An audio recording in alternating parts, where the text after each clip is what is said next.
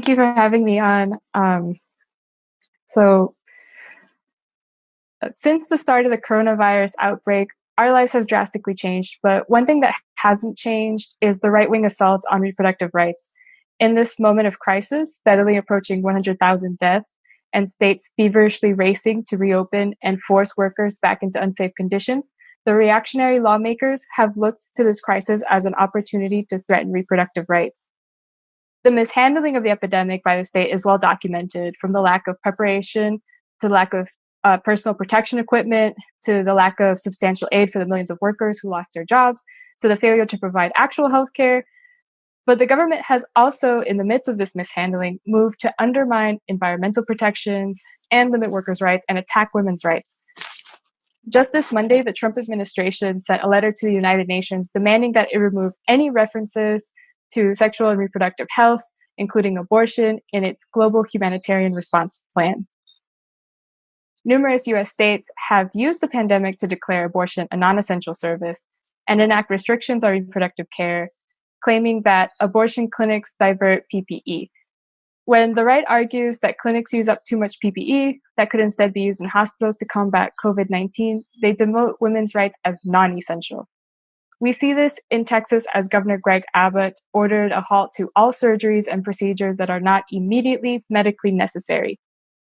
Abortions are not only essential, they are a right. Abortions are a time-sensitive procedure. Like many southern states, abortion clinics are few and very far between. And they place an undue burden on poor working-class women who must at times travel hundreds of miles. This burden is compounded in a time when travel is restricted and even accommodations are not available, let alone the money for it. People do not have the luxury of time during this crisis, as waiting could prove to be too late. Even when we see the onslaught of attacks on reproductive rights, we see the immediate wave of people ready to defend the right of choice.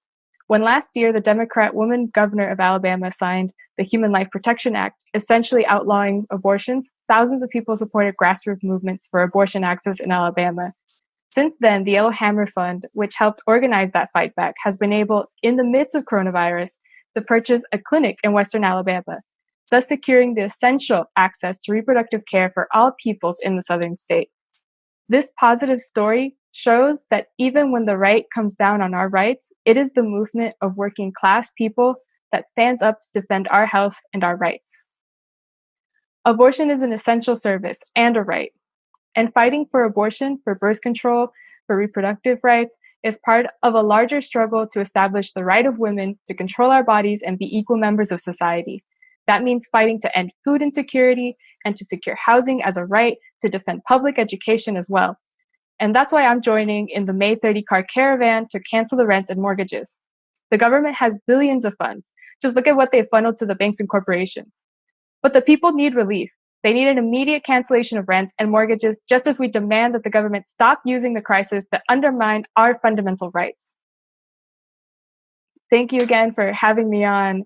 And again, join us in the fight back as we fight for not just women's rights, but all of the working class people's rights. This May 30th, join our car caravan protest. We hope to see you out on the streets. Thank you.